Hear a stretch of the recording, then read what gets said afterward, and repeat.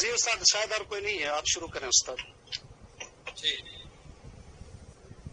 اعوذ باللہ من الشیطان الرجیم فیومئذ لا یسأل عن ذنبه انس ولا جان فبأي آلاء ربكما تكذبان يعرف المجرمون بسيماهم فيؤخذ بالنواصي والأقدام فبأي آلاء ربكما تكذبان فيومئذ تو اس دن لا يسأل نہیں پوچھا جائے گا عن ذنبہ اپنے گناہ کی بابت انسن کوئی انسان ولا جان اور نہ کوئی جن. فبأي آلاء تو کون کون سی نعمتوں کو ربکما اپنے رب کی تکذبان تم دونوں جھٹلاؤ گے. اللہ تعالیٰ نے یہاں پر کہا ہے کہ انسان اور جنات میں سے کسی سے اس کے گناہ کے بارے میں سوال نہیں ہوگا، جبکہ دوسری آیات میں سوال کا ذکر ہے. فَوَرَبِّكَ لَنَسْأَلَنَّهُمْ أَجْمَعِينَ تیرے رب کی قسم ہم ان سب سے ضرور سوال کریں گے اور پوچھیں گے. اسی طرح قرآن میں ہے ثُمَّ لَتُسْأَلُنَّ يَوْمَئِذٍ عَنِ النَّعِيمِ پھر تم سے اس دن ضرور پوچھا جائے گا نعمتوں کے بارے میں. تو کچھ آیات میں تو اللہ نے کہا ہے کہ ہم ضرور پوچھیں گے، اور اس آیت میں یہ ذکر ہے کہ پوچھا نہیں جائے گا اس کے گناہ کے بارے میں، نہ کسی انسان سے اور نہ جنات سے. تو تفسیر میں لکھا ہے کہ اس کا ایک مطلب تو یہ ہے کہ جب قبروں سے لوگ نکالے جائیں گے بروز قیامت تو اس وقت نہیں پوچھا جائے گا، لیکن جب حساب و کتاب کی تیاری ہوگی اور اللہ حساب کے لیے آئے گا تو اس وقت سوال کیا جائے گا اور پوچھا جائے گا. یہ جو کہا گیا کہ نہیں پوچھا جائے گا یہ قبروں سے نکلتے وقت کا بیان ہے کہ اس وقت نہیں پوچھا جائے گا. ایک مطلب لوگوں نے یہ بھی بیان کیا ہے تفسیر میں کہ لوگوں کے اعمال کے رجسٹر فرشتوں کے پاس موجود ہوں گے اور خود اللہ جانتا ہے تمام لوگوں کے اعمال کو، اس لیے ان سے ان کے اعمال کے بارے میں نہیں پوچھا جائے گا، کیونکہ اعمال کا تو پتہ ہے کہ فلاں عمل کیا اور فلاں عمل. فرشتوں نے ساری چیزیں لکھ رکھی ہیں، ان سے اس کے سبب کے بارے میں اور وجہ کے بارے میں پوچھا جائے گا کہ یہ گناہ تم نے کیوں کیے، اس کا جواب دو. تو ان کے اسباب اور وجوہات کے بارے میں سوال ہوگا. اور ایک تفسیر یہ بھی کی گئی ہے کہ ان سے نہیں پوچھا جائے گا کیونکہ ان کے ہاتھ پاؤں اعضاء و جوارح سب کے سب گواہی دیں گے. یہ ایک کیفیت ہے جو اس وقت پیدا ہوگی جب بعض مجرم جھوٹ بولنا چاہیں گے یا اپنے جرم کو چھپانا چاہیں گے تو اس وقت اللہ تعالیٰ ان کے منہ پر مہر لگا دے گا اور وہ منہ سے کچھ نہیں بول سکیں گے. تو ان کے ہاتھ پاؤں اور چمڑے جلد ساری چیزیں ان کے خلاف گواہی دے گی. تو وہ کہیں گے اپنے جسم سے کہ ہمارے خلاف تم کیوں گواہی دیتے ہو، تم تو خود ہمارے جسم کا حصہ ہو. تو وہ اعضاء کہیں گے کہ جس رب نے ساری چیزوں کو بولنے کی طاقت دی ہے اس نے ہم کو بھی قوت گویائی عطا کر دی ہے، جس کی وجہ سے ہم سچ سچ ساری باتیں تمہیں بتا رہے ہیں.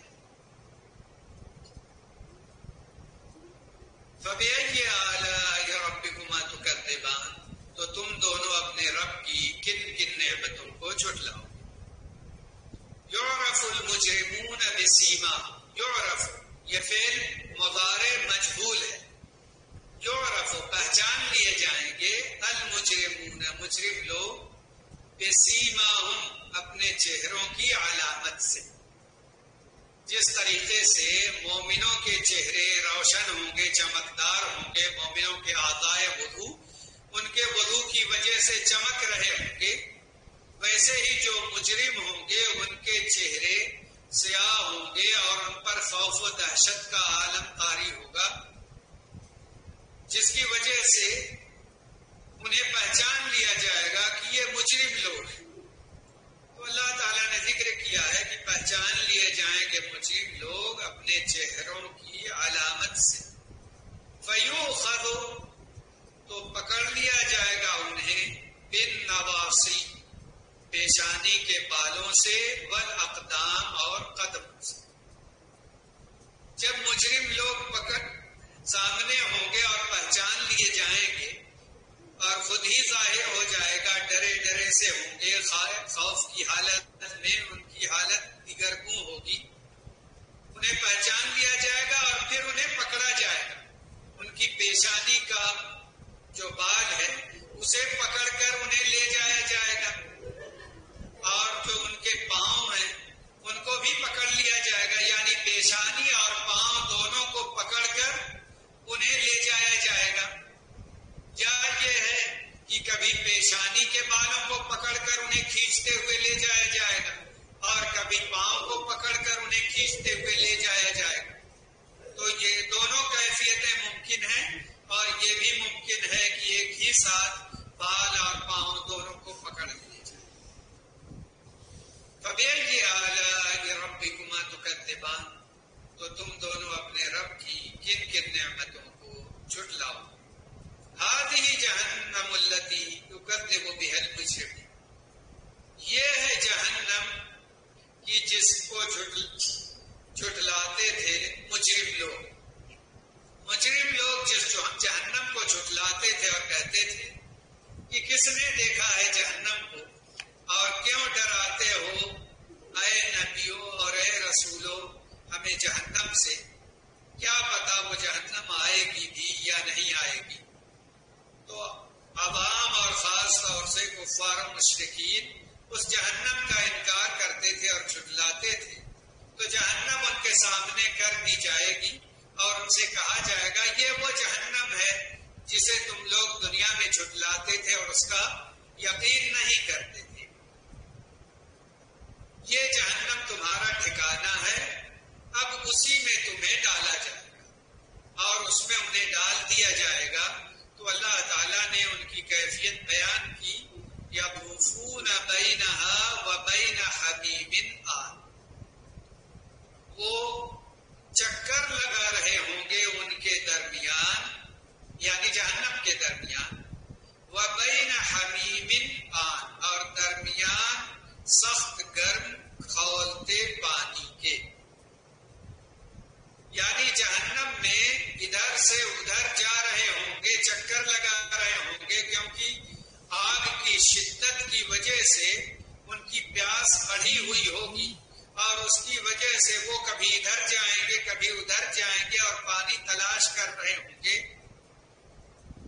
تو پانی ابلتا ہوا چشمہ ہوگا تو وہ سب اس کے گرد بھی چکر لگا رہے ہوں گے کہ یہ کھولتا ہوا جو پانی ہے وہ سمجھیں گے کہ شاید اس کی وجہ سے ان کی پیاس میں کچھ کمی آ جائے، تو انہیں اس پانی کو پلایا جائے گا اور پھر انہیں لے آیا جائے گا، اور وہ پانی کھولتا ہوا اتنا شدید ہوگا کہ اس کی وجہ سے پیٹ کی آنتڑیاں کٹ کٹ کے پیچھے کے راستے سے گر جائیں گے۔ تو یہ کیفیت ہوگی اور انہیں واپس لے آیا جائے گا اور پھر ان کی پیاس کی شدت ہوگی اور پھر وہ اس کی طرف جائیں گے اور یہی کیفیت مسلسل ہوگی ان کی، اور کھولتے ہوئے پانی انہیں پلائے جائیں گے اور پھر ان کی آنتیں کٹ کٹ کر گرنا شروع کر دیں گے۔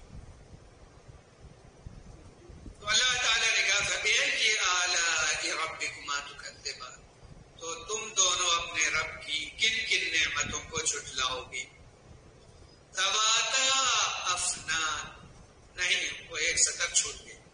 وَلِمَنْ خَافَ مَقَامَ رَبِّهِ جَنَّتَانِ، اور اس کے لیے جو خاف ہے، ڈرا، مقام ربہ، اپنے رب کے پاس یا سامنے کھڑے ہونے سے، جنتان، دو باغ ہیں، فَبِأَيِّ آلَاءِ رَبِّكُمَا تُكَذِّبَانِ، تو کن کن نعمتوں کو اپنے رب کی تم دونوں جھٹلاؤ گے؟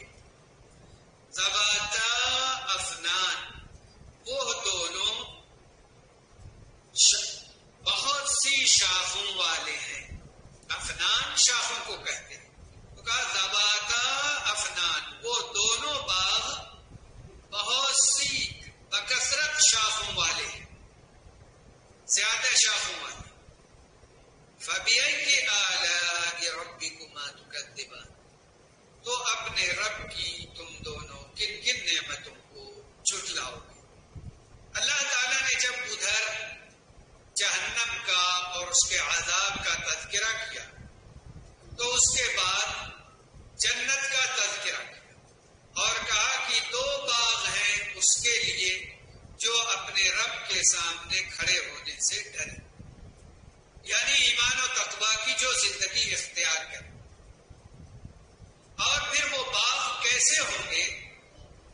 اس باغ کا یہ عالم ہوگا کہ اس کے درختوں کی شاخیں بہت گھنی اور بہت زیادہ ہوں، کثرت کی وجہ سے اندھیرے کی جیسے کیفیت ہوگی، بالکل سایہ ہوگا۔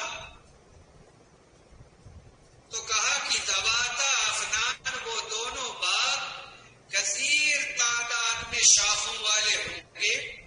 تو اپنے رب کی تم لوگ کون کون سی نعمتوں کو جھٹلاؤ گے کہ اس کے سائے مستمر ہوں گے اور اس میں دھوپ نہیں ہوگی۔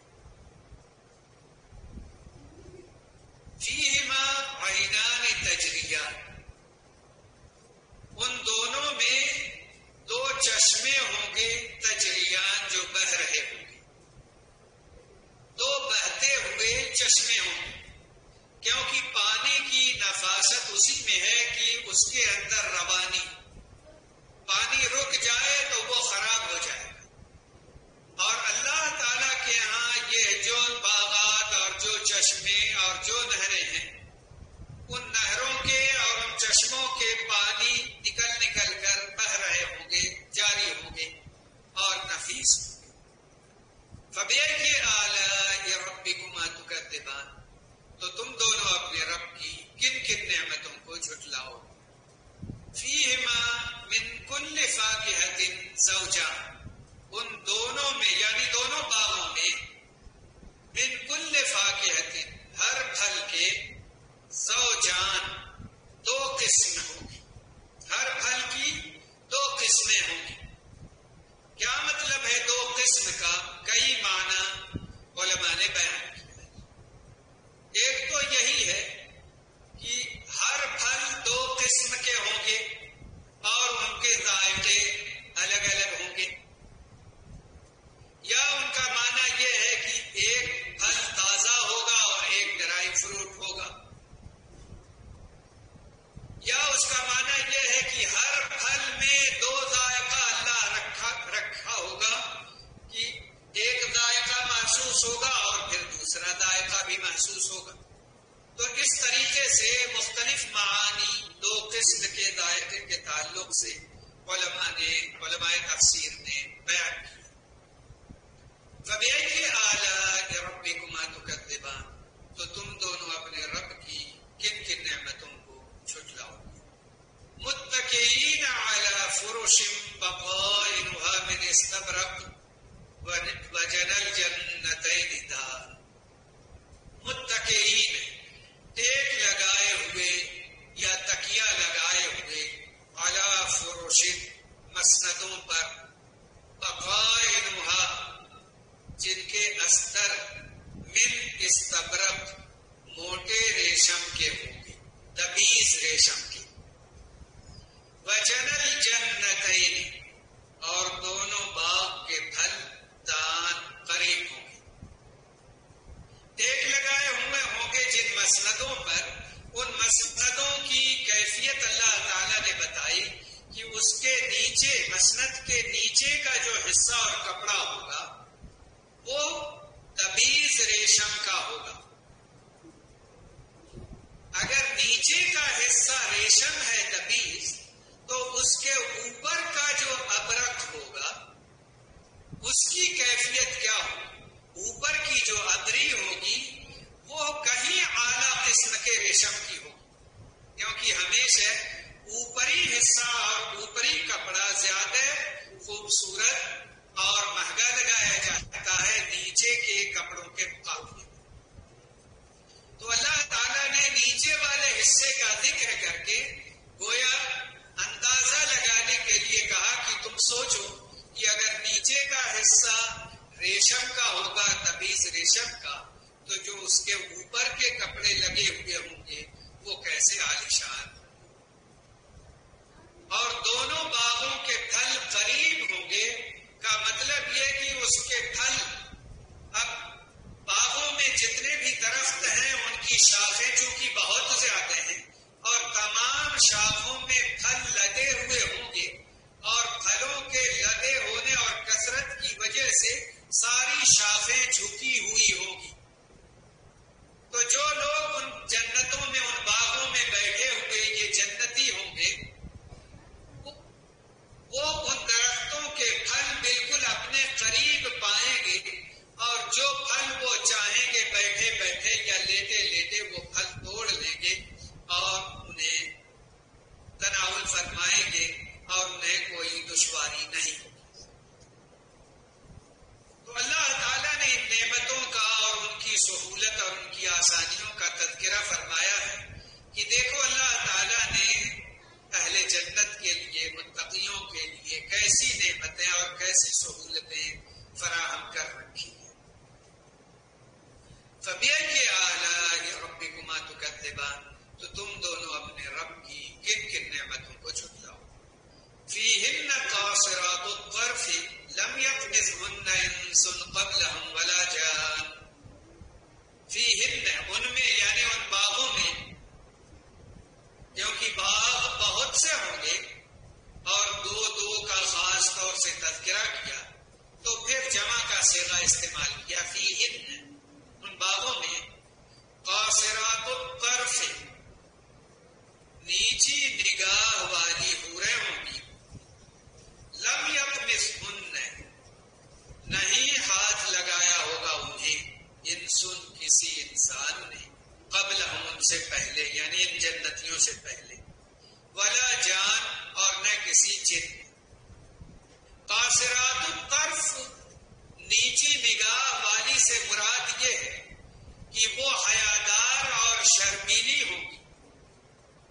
اور حیادار اور شرمیلی یہ بڑی صفت ہے کسی بھی نیک خاتون. تو ان حوروں کا تذکرہ اللہ تعالیٰ نے کیا اور کہا کہ وہ ایک تو خوبصورت ہے، حسین ہے، اور دوسرے وہ نیچی نگاہ رکھنے والی ہیں. وہ نگاہ اٹھا اٹھا کر فلاں اور فلاں کو اور دوسرے مردوں کو نہیں دیکھتی. ان کی نگاہ اگر اٹھتی ہے تو صرف اپنے شوہروں کی طرف، اور کسی کی طرف وہ نگاہ اٹھا کر نہیں دیکھتی. وہ حیادار اور شرمیلی ہے. اور دوسری خوبی یہ ہے کہ وہ باکرہ ہے. وہ باکرہ ہیں، ان کی ابھی تک شادی نہیں ہوئی، وہ بالکل نئی عمر کی ہیں اور باکرہ ہیں. ان کے قریب کوئی نہ انسان گیا ہے اور نہ کوئی جن گیا ہے اور نہ کسی ہاتھ نے انہیں چھوا ہے.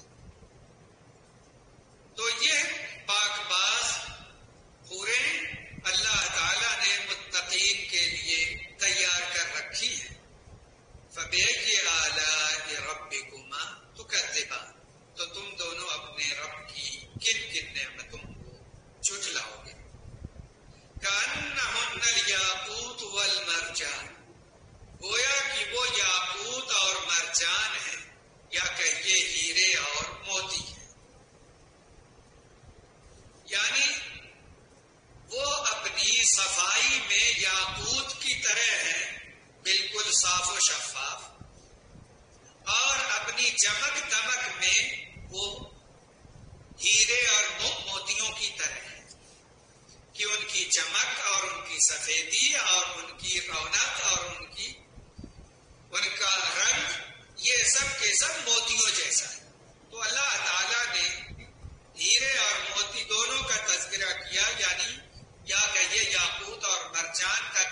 کیا کہ وہ صاف ستھری بھی ہیں اور چمکدار بھی ہیں اور ان کا جسم ایسا روشن ہے کہ حدیث شریف میں لکھا ہے کہ ان کی پگلیوں کی ہڈیوں میں جو گودے ہیں وہ گودے بھی ان کی نفاست اور چمک اور صفائی کی وجہ سے اوپر سے نظر آ رہے ہیں.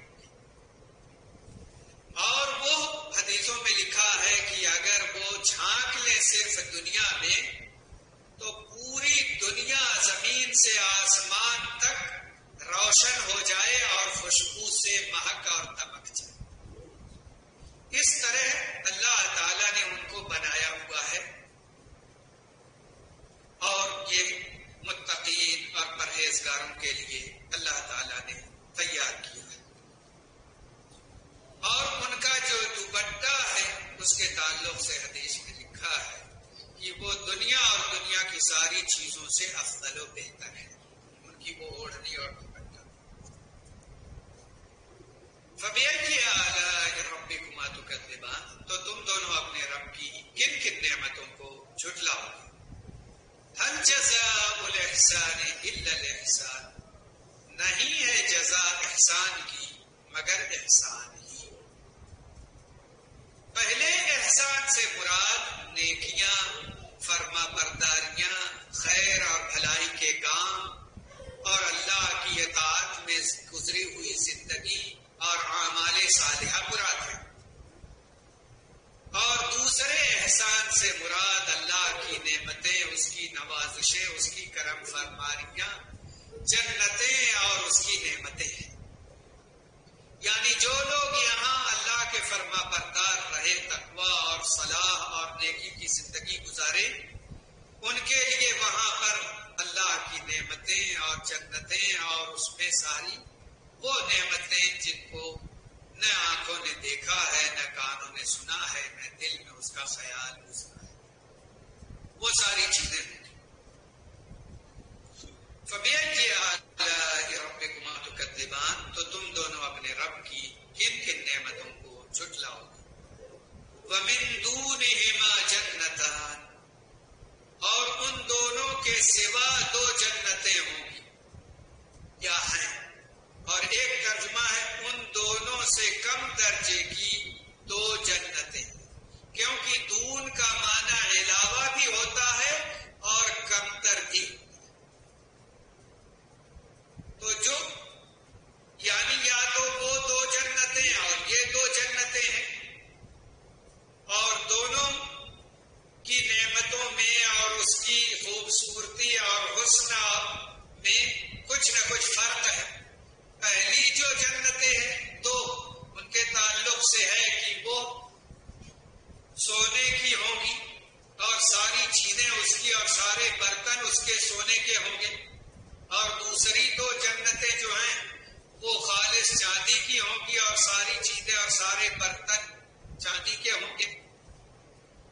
تو علماء تفسیر نے لکھا ہے کہ جو مقربین اور اہل اخلاص ہیں وہ سونے والی جنتوں میں ہوں گے، جن کا مقام اور جن کی چیزیں بڑی اعلیٰ قسم کی ہوں گی. اور جو عام مومن ہیں، جو اصحاب الیمین ہیں، ان کو وہ دوسری جنتوں میں رکھا جائے گا. وہ مقربین کا درجہ حاصل نہیں کر سکے. اس لیے تو اللہ تعالیٰ نے دو جنتیں بہت عالی شان اور دو جنتیں عالی شان لیکن اس سے کچھ کم درجے کی اس طرح بنائی ہوئی ہیں تاکہ جو جس قدر اپنے رب کا قرب حاصل کرنے کے لیے اس کے احکام پر چلتا رہے، اسی قدر اس کو درجات، بلند درجات ملتے رہے. فَبِأَيِّ آلَاءِ رَبِّكُمَا تُكَذِّبَانِ تو